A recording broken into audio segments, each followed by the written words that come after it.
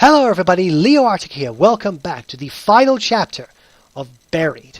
Now when we last left off, we had a huge fight with those creatures. Even Marcus turned up, tried to kill us, but I don't know where he's gone. He ran off when they turned up, when he realized his gun doesn't affect them.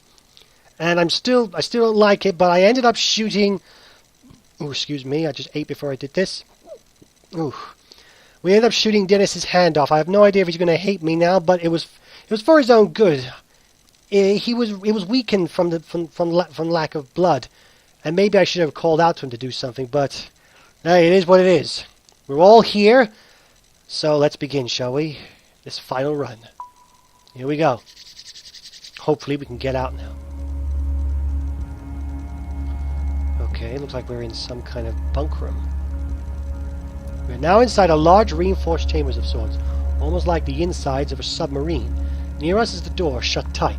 Far away from us along the back wall are all sorts of controls and monitors. It seems clear that this metal door is impenetrable, at least to them. I'm fairly sure that they aren't getting in. Dennis looks like a walking corpse.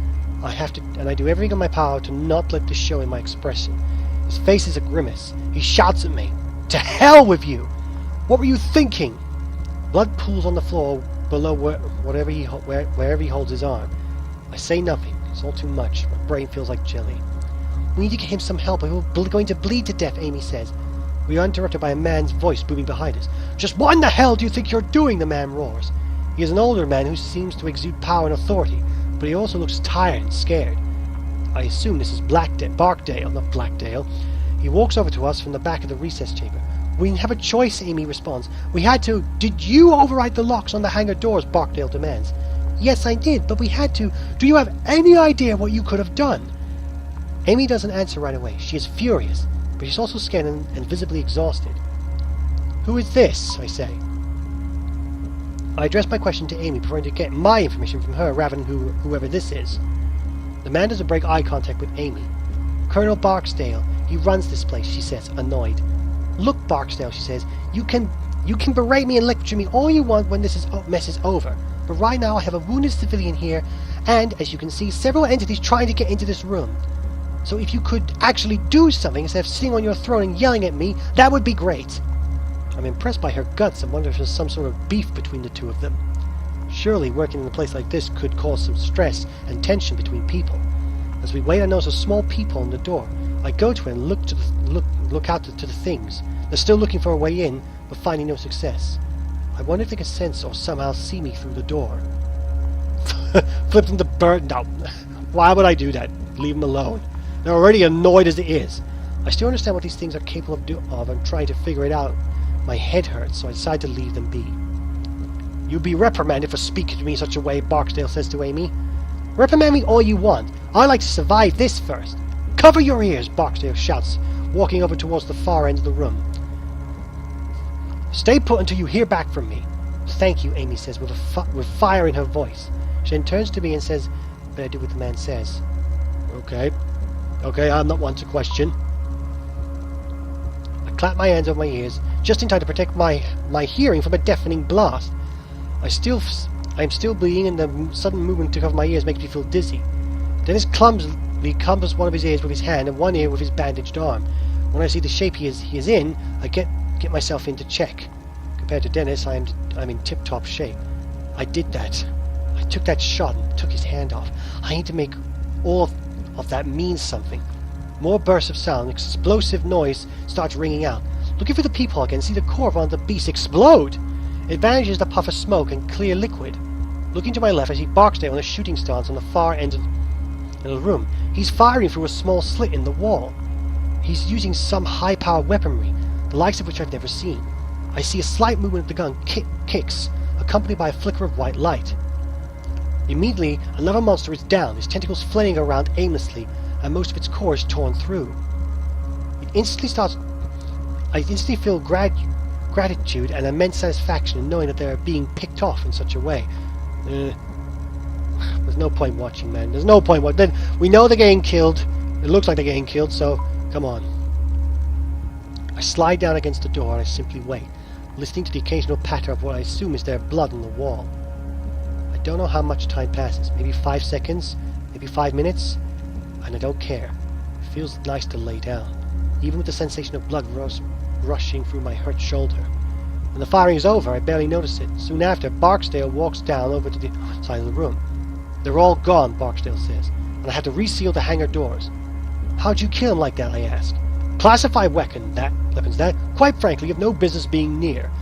Amy gets to her feet and returns to Pal on the wall. Thanks. How badly are civilians hurt, Barksdale asks.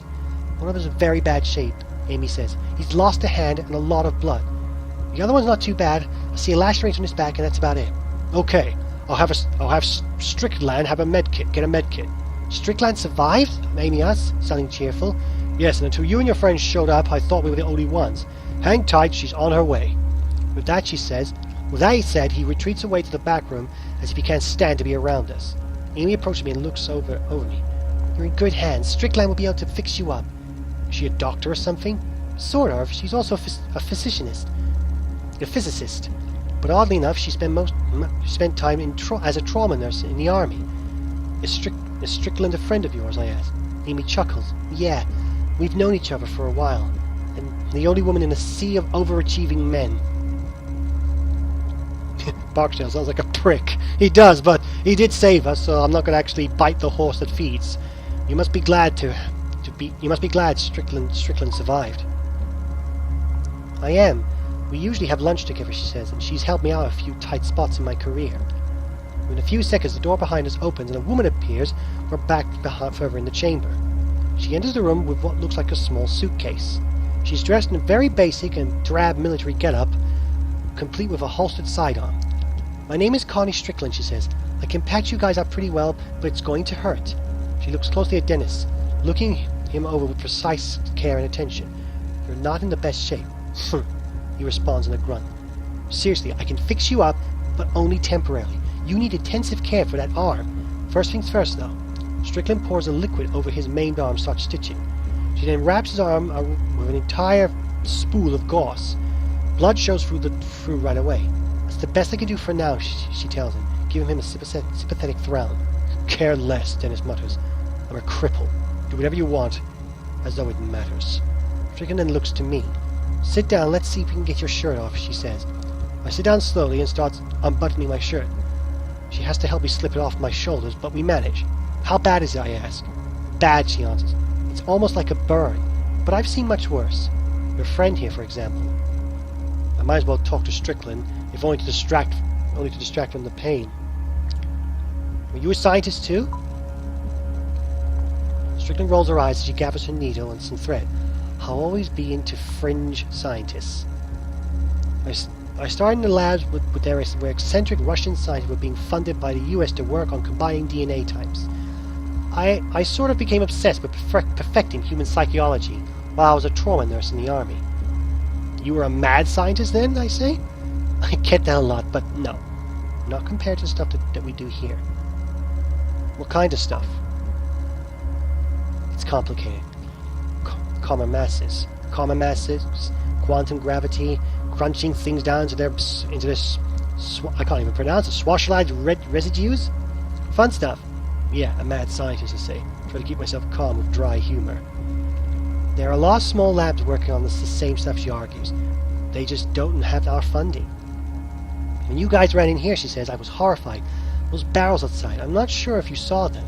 Well, if you shot them, it could have been bad. Why, I asked. The grey ones are filled with an experimental fuel that is highly flammable. The yellow ones contain liquid nitrogen. What? I asked. Just lying around? Well, this area is the safest in the building. The most secure. Well, it used to be anyway. And take this, she says, handing me over 4 pills. Painkillers.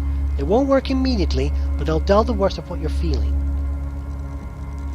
Are these the best idea, I asked? Will they make me dizzy or out of sorts or something? All I get in response is an annoyed and determined look. Well, she is a doctor. Who am I to say no to her? We took the painkillers. I dry swallow the pills as she starts working on me. She slavers the wound with some sort of liquid that stings like crazy and I gasp. Grin and bear. Yeah. Ready to stab me yet? Strickland, she asks. I'm fine, I hiss. I wince as she dabs at my eye, swollen from where Marcus kicked me. I grit my teeth in pain and try to catch my breath. Dennis comes out of his haziness and tries speaking to Strickland, but his words are slurred. White light from the ground, Dennis says. You think that caused the power outage? Think that's where the monsters came out of? Could be, Strickland says, but your crew are far enough away from our facility, or at least we thought you were. Dennis chuckles in a way that makes him sound menacing. Nope. Wrong. You thought wrong. So you and Barksdale are the only survivors, Amy says. Seems that way. Those that didn't disappear into thin air were killed by those things, Strickland says, nodding to secure the door. No one else made it? Not that I've seen, Strickland says. If anyone else did make it, they're trapped out there with those things. I'm glad to see you.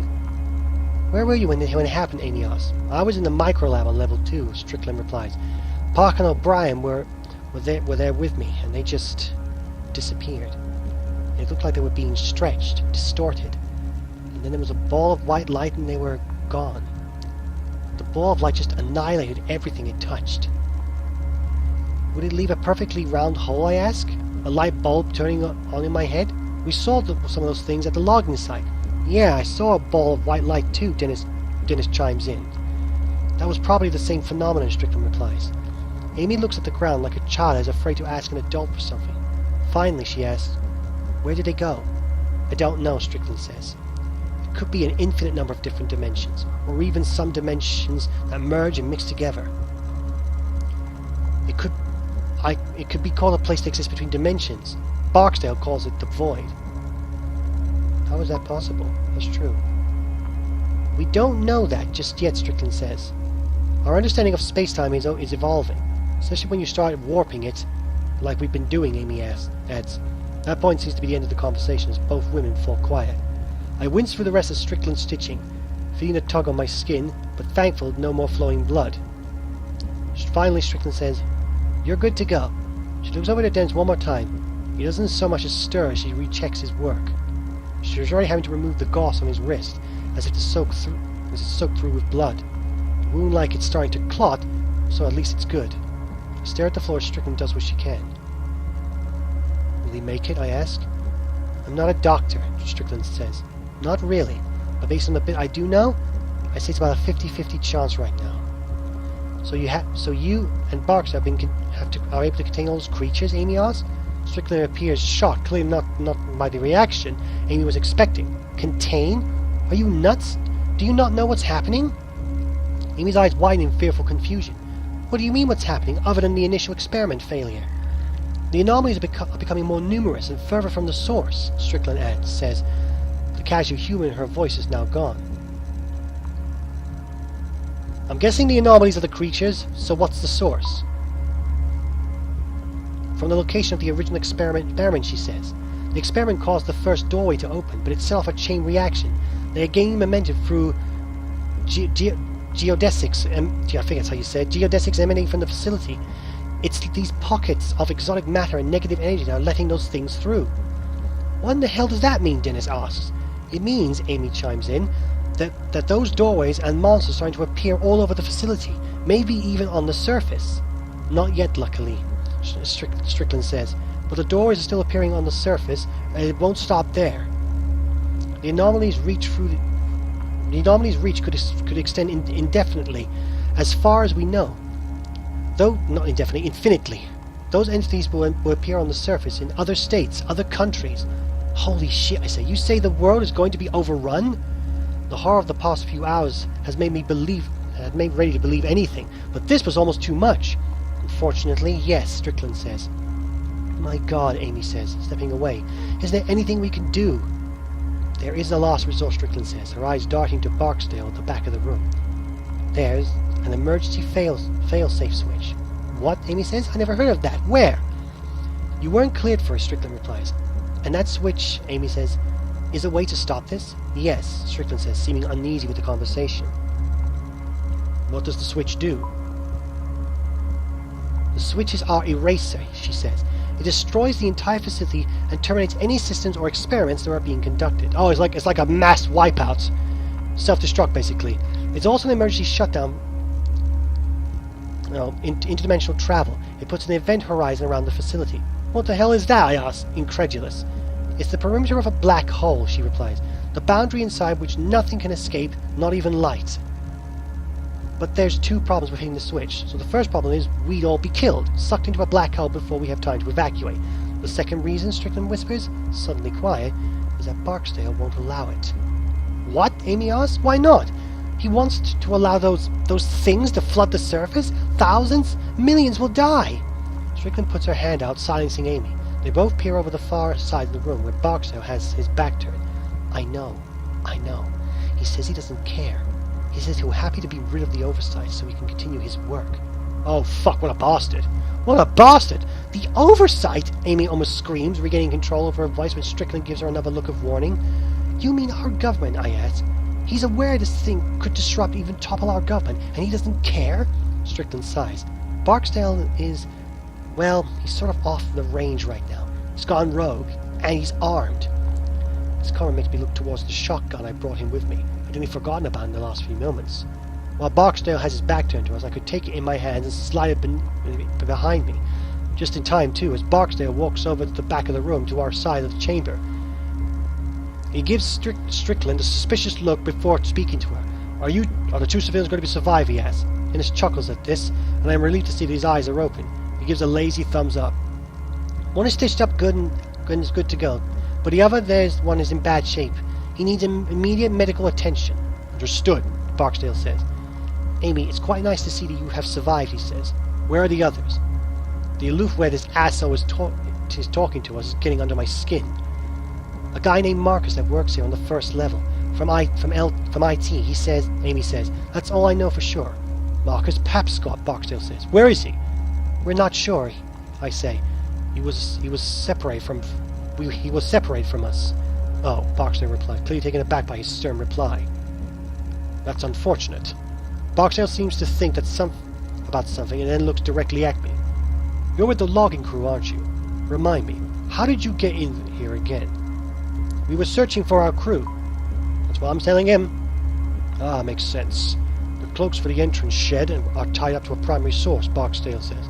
We lost primary power just before the experiment failed. Cloak, I asked? Yes, Strickland says. The shed you entered is usually not visible to the naked eye. Depending on the power sources that were damaged, Barksdale continues, it could also have shut down the locking system before the backups kicked in. Everything's starting to make sense now. From the very start, it seemed peculiar that we were almost easily able to walk into a place like this. And where's the rest of my crew? That's what I want to know. Your crew? Barksdale asked. Frank and Joe? They're gone. Gone? Gone where? Dennis asked, his voice trembling. They were annihilated by the antimatter pockets created during the failure. A bright ball of light. In the aftermath, all you would have seen would be a round hole in the ground. Barksdale says that it's like he's sharing yesterday's sports scores. I let my face crumble into my hands. I suspected this. All this time they have been already dead. Behind me, Dennis lets out the beginning of a sob. Damn it. Damn it, he mutters over and over. What caused the experiment to fail? Your crew hit one of our main power lines. We aren't sure exactly how, but we know that's what did it. You're trying to blame this on me, I roar? The timing was unfortunate, Barksdale says. So, Amy asks, what do we do now? Now it's time to continue our work, Barksdale says calmly, turning away to the instruments on the near wall. Scary. I have no idea how crazy this guy is. I don't think it's a good idea to agitate him, so let's keep quiet. This guy sounds like a complete lunatic, but he's a lunatic that's accustomed to a power and armed with some type of advanced weaponry. So I keep my intentions unspoken, assuming Barksdale is used to going unchallenged by people he considers beneath him. He certainly seems like that type. I want to continue my work, Barksdale muses. Other researchers will eventually discover what we've done, what we have, sure. But I want it to be me. This is my laboratory, these are my experiments, the work I have led here will earn me my place in history. Quite frankly, I don't need to explain it to you. Up on the surface, they'll struggle to defend themselves since they won't know what they're dealing with. I have the necessary weapons. After a few months, who knows? Maybe I'll decide the world is ready for me to help them. And we'll go from there. He turns his back to us and says, as he says this, walking to the far side of the chamber, like we were some kind of distraction.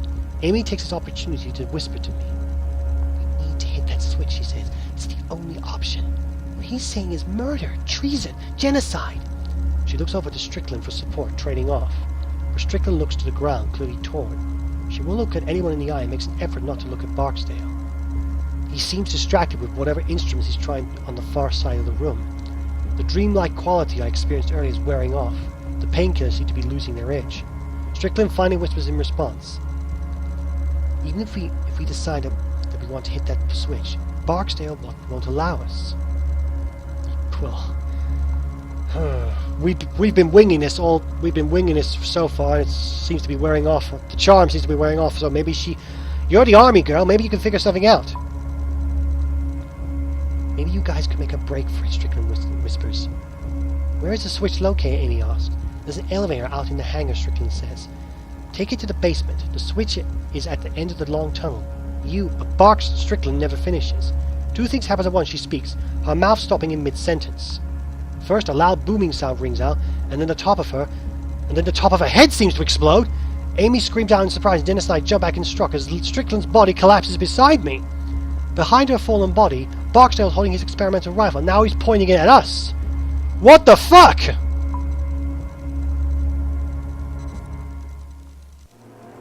Oh god, now there's blood everywhere. I wonder if Barksdale's even crazier than Marcus. He just shot a woman that worked for him to keep her quiet. Surely he won't have an issue killing me.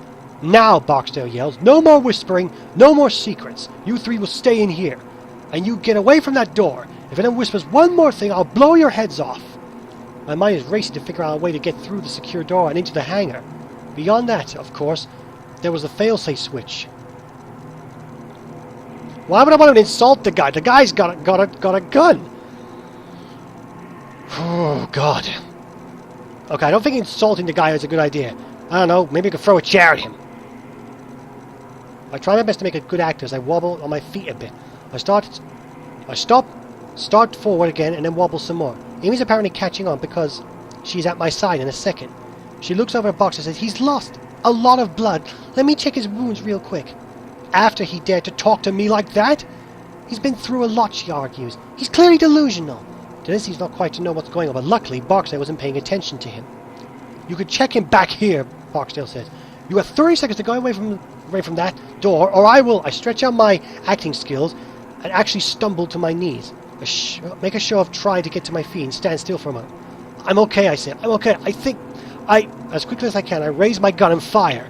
I don't even take aim. I just fire it in Barksdale's general direction. Barksdale takes off running as my shot misses wide. He runs for cover from back to the back door. That's all we need. Amy also fires a shot to keep him under cover of his head for the door. Amy pushes a button and the door swings open. Barksdale will be on us in a second, so we dash out into the hangar, ready to defend ourselves. Oh, fucking hell. Okay. This is it, guys. The final sprint, I think. Okay, we're out in the hangar.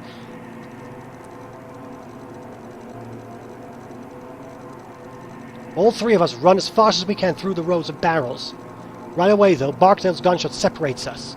I hear a shot hit nearly as I dive down, and realize that neither Dennis or Amy is with me. I hear Amy cry out from somewhere in the barrels. Peering around the barrel closest to me, I see Dennis. He's crawling slowly on the floor, two rows away from me.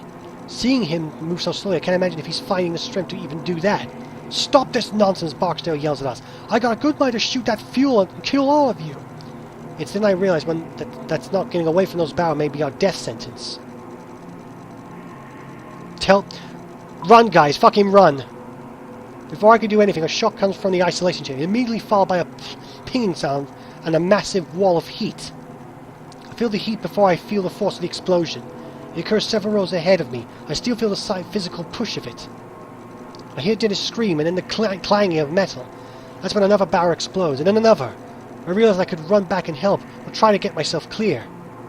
I might not have enough time to do either before the next round of eruptions. What the hell should I do?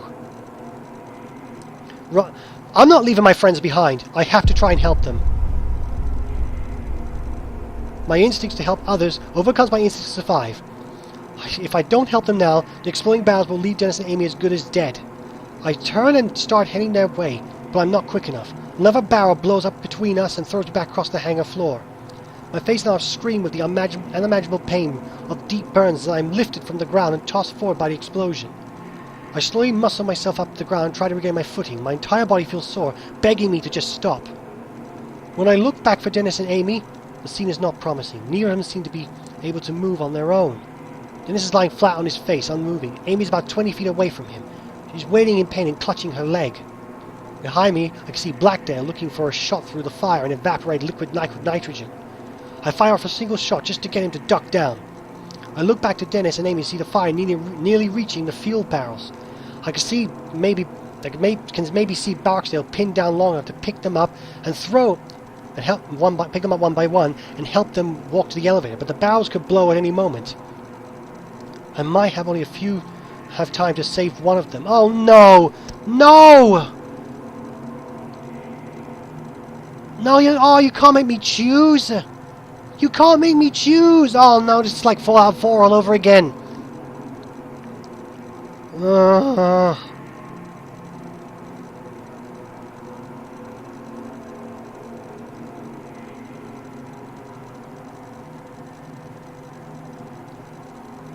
Oh man, what should I do? What should I do?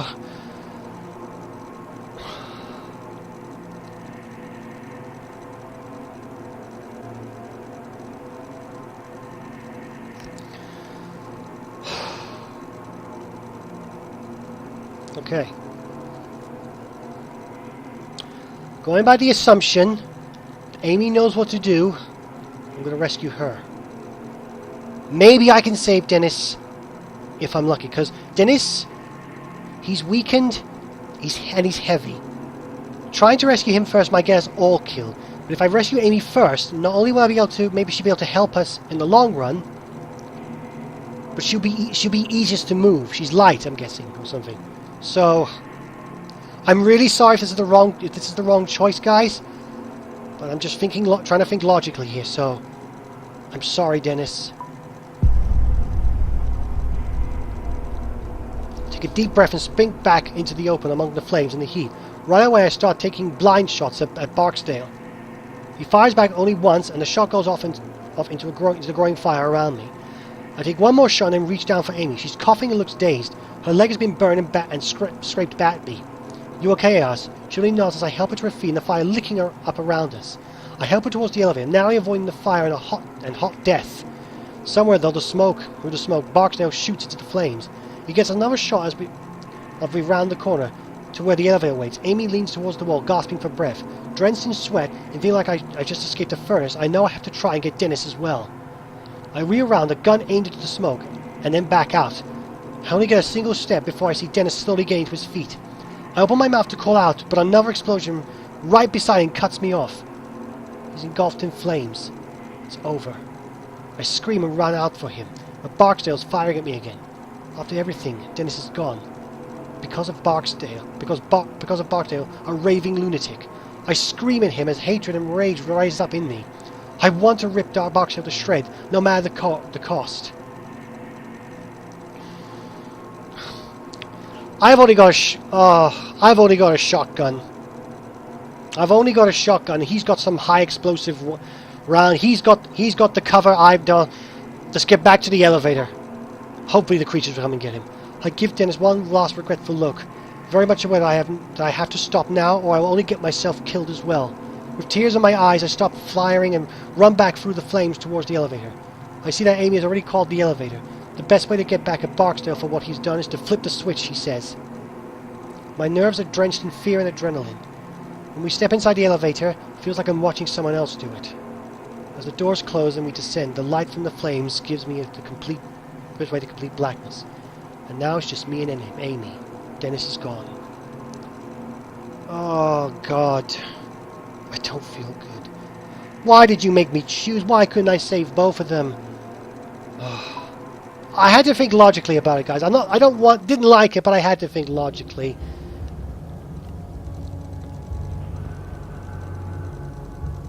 I lose track of how long the elevator descends. It's hard to tell it due to the lack of lighting, but it must be another 500 feet underground. The elevator comes to a stop with a shuddering clang, and I waste no time exiting. A tunnel stretches out with sparse white bulbs lighting the way. Most of the wall is made up of raw earth and rock, but there are boards and concrete slathered in areas used to reinforce the tunnel. I see a warning sign posted on the wall. I want to read it, but there's not much time.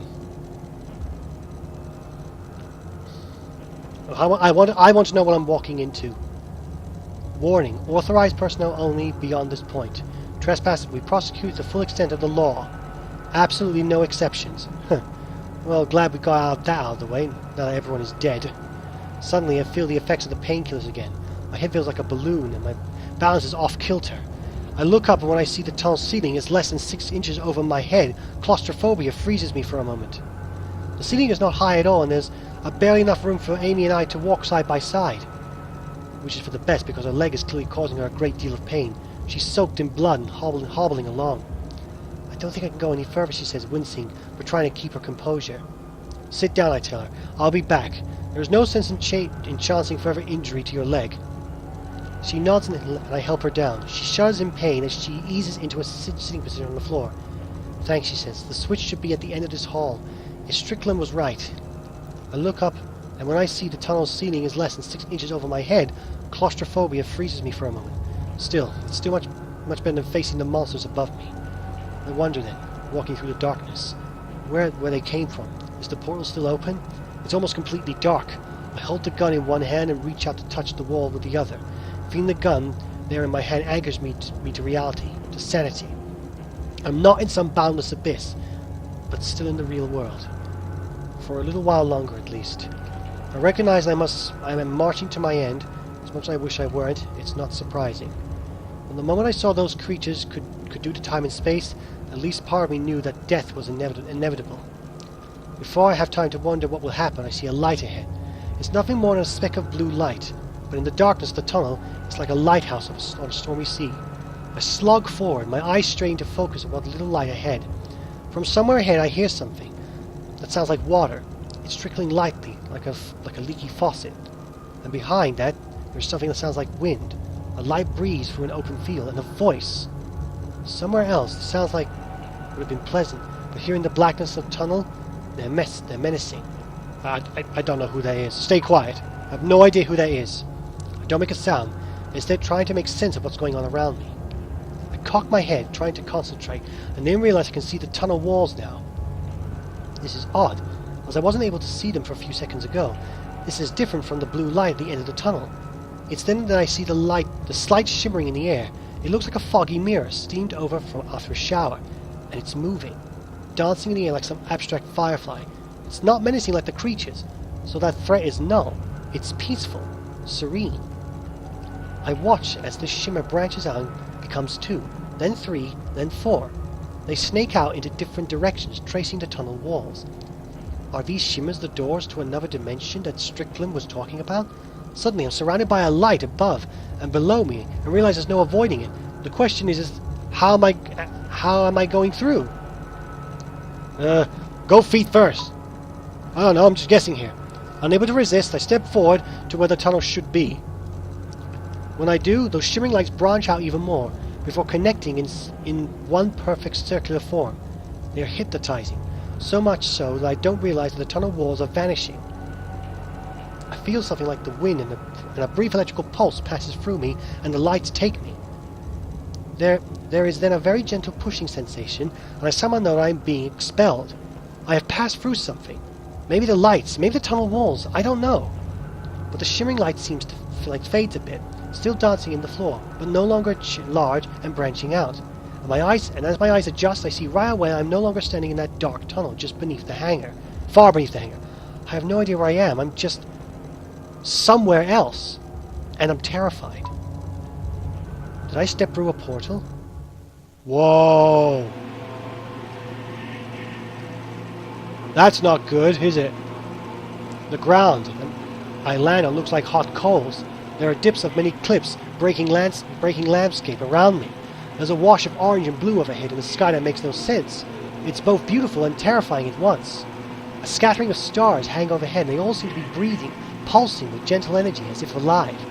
I can't tell if there are clouds in the sky because everything about it, from the colours of the trembling horizon line, seems to be amorphous. Everything is knitted together, living. I stare a moment longer, and I can swear I feel the sky breathing. Far off to my right, I see what looks like a plume of fire, small yet bright, with no source of fuel. It looks like the ground itself is creating the flame. Several more of these flames dot the landscape further out. The air is thick and muggy. Then I realize something horrible. I don't know if what I'm breathing here resembles air at all. In a place like this, one of the impossible beauty, but also of very stark horror, my mind doesn't know what to do. A wave of nausea comes over me. I think I might be sick. I'm not sure if I would be better to fight it or give in. The white light that brought me here is nowhere to be found. Is anyone else even here? Is there any way to escape? I guess we should look around. What's yelling gonna do? Let's look around. I came to look around this nightmarish landscape and see a few other unexplained oddities. There are billowing flames in the distance, not like a volcano or explosion. It's just some kind of slow heat crawling upwards that defies reality. This analogy seems even more fitting when I see the thin veiled-like roots on the fire twisting into the ground and then darting back out in all directions. I get that sick feeling again in my gut and realize my mind just needs something to focus on. It's then that I hear a voice. It is faint, distant. I turn and hear it coming out from one of the massive crevices along the ground. Inside of that rock, about 10 feet down, a very pale man lies on a ledge. He is human, but looks close to death. He is in the center of a large pool of blood, and his left leg has been twisted and torn in an unnatural way. As I look at the ledge, he looks up and sees me. "Help me, please," the man says. His eyes are wide, although everything about him speaks of weakness. He is close to death or insanity, or both. Yeah, who are you? I'm Dr. Conan. You strained out to get out. I work in the facility. Please help. That's the guy from the last episode. Not the last episode, the episode before. Or was it? I don't know, but we heard about this guy. I want to know more, but this seems cruel to steal what looks like his last breaths just to answer my question. I'd love to, I respond, but I don't know where the hell I am or how to get back home. The light, he says. It's a doorway. It might get back to the facility. Where did it go? They come and go. They'll be back. Now please help me. I desperately want to help, but there's no way I can reach him. His ledge is too far away above the pools of fire. I don't think I can get you, I say. No, that's not what I mean, he replies. His eyes are on the shotgun, and I almost forget I'm still holding. I realize he wants. I shake my head. I can't, I say. I can't do that. Please, he pleads. Those things. There have to be others that came here with me. I got dropped along the way. They'll be back. They'll be back and they'll kill me. That, he says, again indicating to the gun, will be quicker, less painful. I can't, I repeat. Please! Look at my damn leg! I'm dead anyway! I am about to refuse him again when I hear the all too familiar static sound from another crevice behind me. I hear another one of those shrill noises, and then watch as one of those monsters materializes up out of one of the neighboring crevices. 2 more come out after it, and then a third, and then 5, and 10. Soon I realize I lose count, and it's just a few turns into a flood. I then suddenly understand the man's reasoning. A bullet would be mercy. I check the gun, and I see I have only 1 round left. I could use it on this guy, but I may need it for myself later. But beside me, the man pleads again. My God, he says, a waver of lunacy in his voice. Please.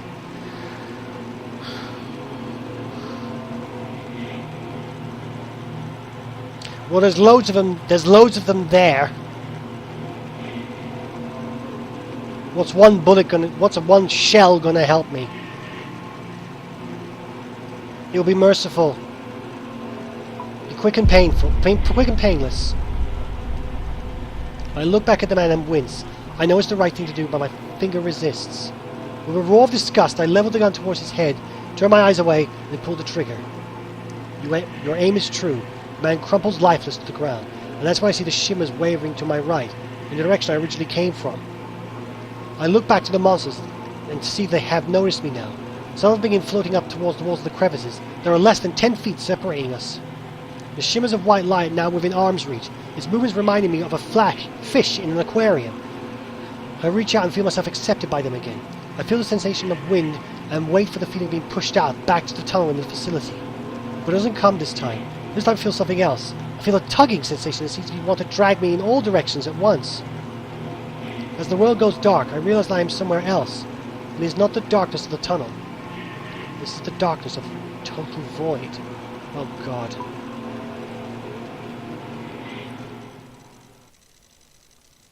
There's nothing here. Is this what the void looks like? Absolute darkness. There is darkness around me everywhere. Nothingness. I feel nothing under my feet. Nothing to my sides. I can't touch or sense anything at all. I don't even know which way is up or down. It's as though I am all that exists. And as I remain there, I just hear silence. Not even the sound of my heartbeat. The blackness is so deep I feel I can't distinguish between my thoughts and what is real. I hear screaming, but I can't tell if it's someone else or my mind screaming to fill the void. Maybe there's someone here. I hear my own shout in my head, but it doesn't seem to travel out into the abyss. It bounces in my head endlessly, like an echo down a long, ancient corridor. I assume this is the place that Strickland referred to, the place between dimensions. This darkness could consume me if it wanted to. I try to will myself out of it, to have those shimmering lights spit me out, but it isn't happening. At this point, my mind starts hallucinating, or at least I think it does.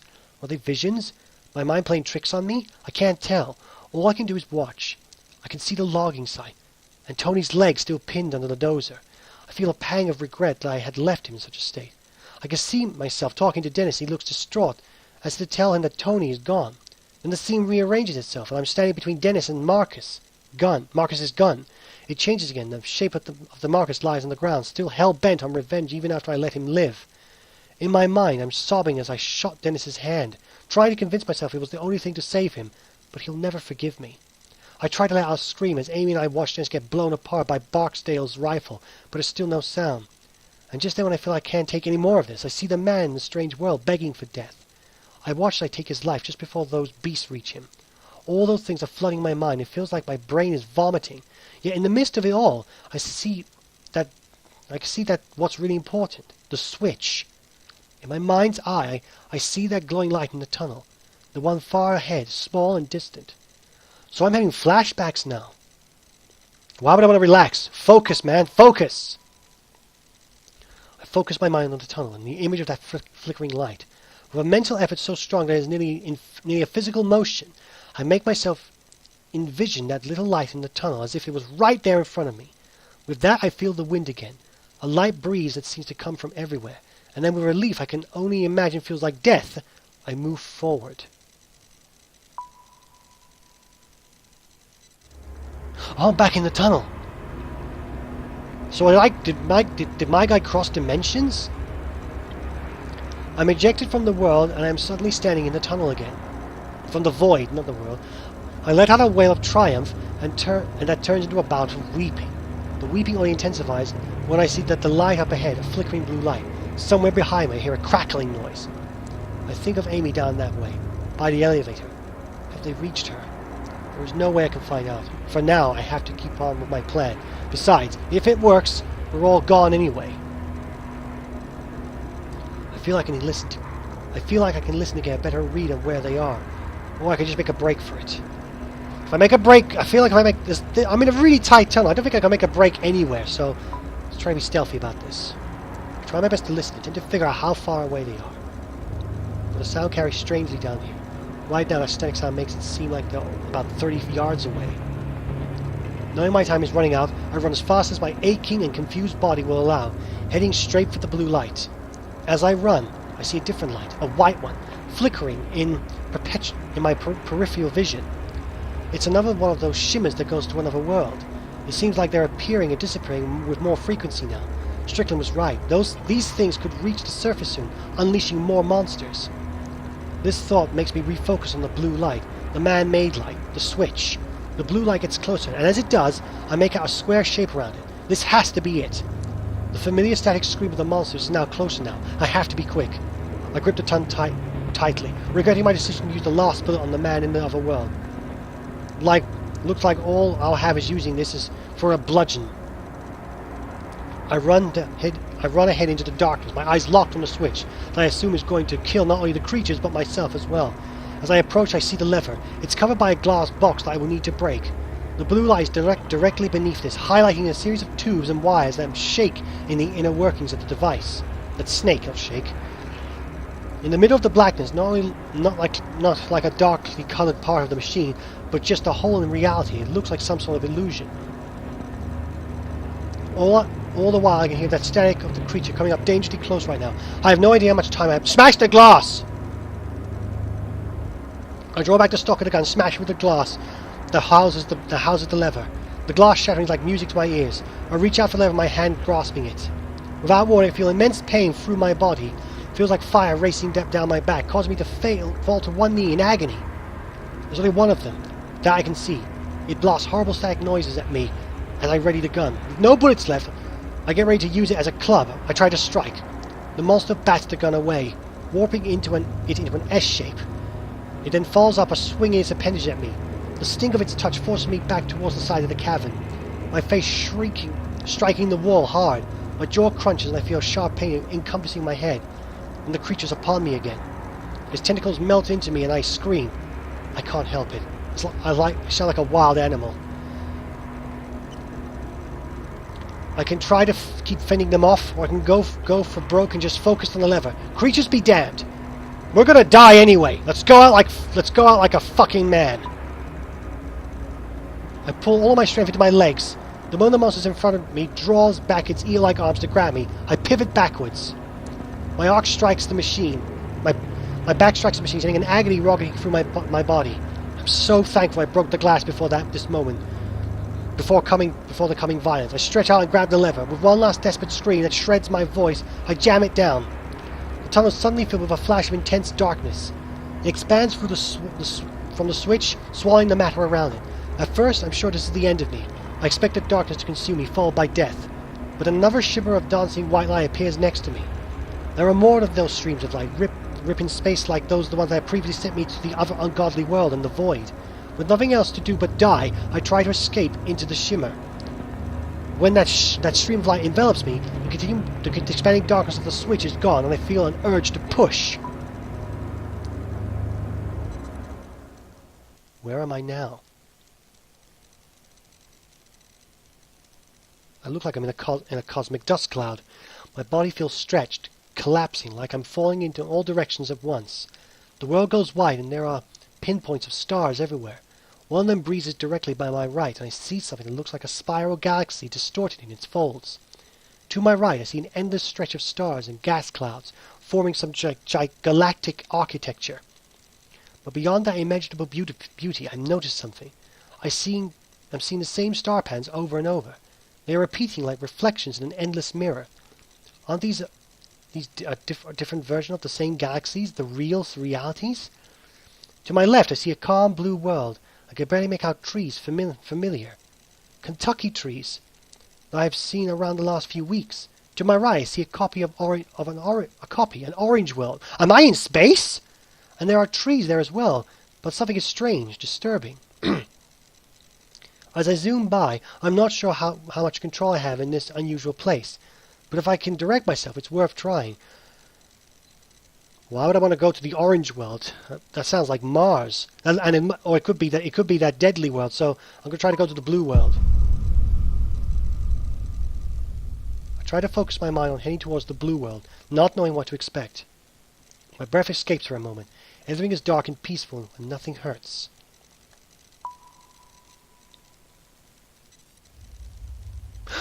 I'm back!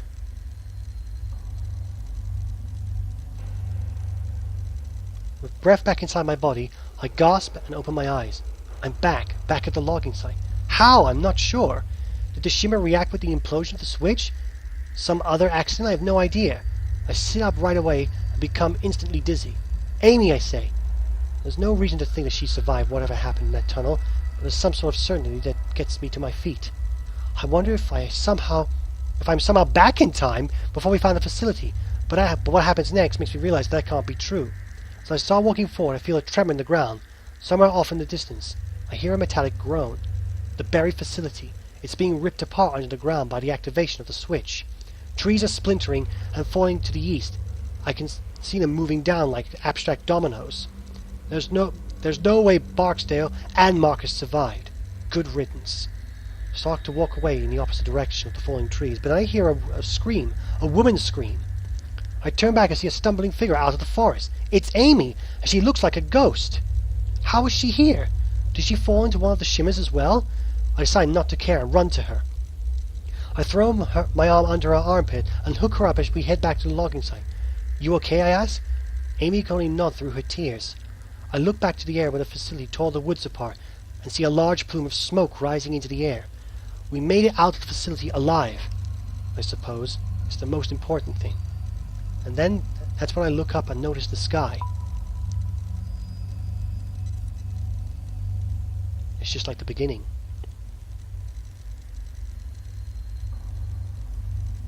The sky is beautiful and familiar, unobstructed by the trees that has been standing several minutes ago. I exhale and let my body start to relax. It's finally over. I'm not sure how long it would take me to get back to some semblance of a life, but I know one thing for sure. Any day above ground is going to be a good day. The end! Oh my god!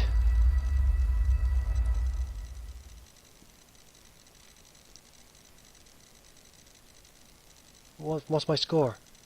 Tough it out. You and 36 of players decide to take the painkillers.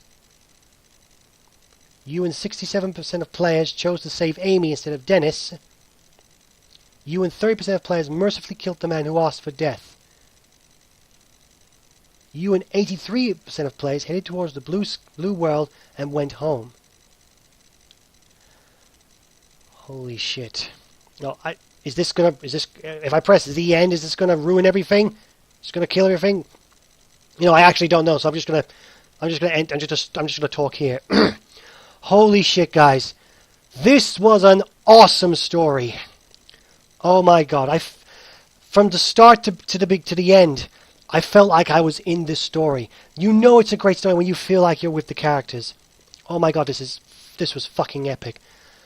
I have no idea if there was a way to save Dennis. Maybe there's something I could have done. What if I saved Dennis? What if I killed Barksdale? What if I killed Marcus? Who knows?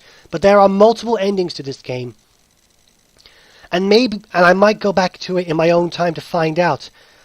But this has been one hell of a ride, guys. You have got to try this out for yourself.